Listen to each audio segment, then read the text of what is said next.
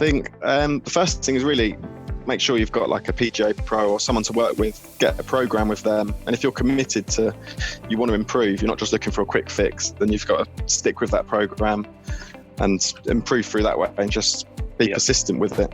I think that's a big thing is, not just looking for a quick fix, but realising that sometimes to change a swing, it's a long process, but it's worthwhile in the end.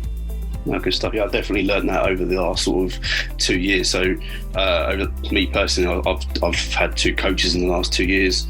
I'm now with a guy called Finley Mitchell over at Harpenden. Since May last year, and we've made some major changes over that time. So, and I have stuck to the process, and I've gone through some bad times, lots of shanks.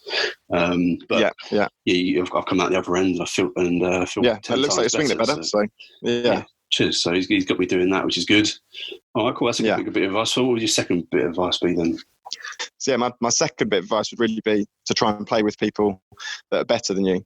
So I was lucky enough. I grew up at I'm based at a golf club called Sedlescombe Golf Club, and they've got a residential golf school there. So at some points when I was a junior, there was up to like 12 PGA pros there.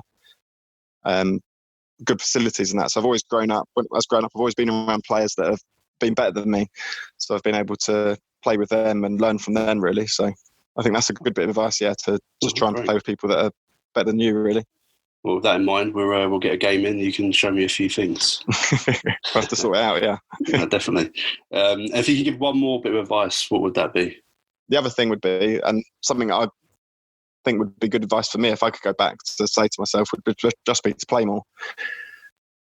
Okay, so one of my questions was going to be actually, what sort of percentage would you say play versus was training? So, like you just said, you wish you'd actually played more than practiced. Yeah, so I think, when I first turned pro and as a junior, I would always spend all my time on the driving range, really, and not play many holes. Mm-hmm. Whereas now I tend to, obviously it depends what you're working on. If you've got big changes and things, you need to spend more time on the range. Yeah, definitely. Just go out and play. For me now, it's just going out and playing and learning how to score, really.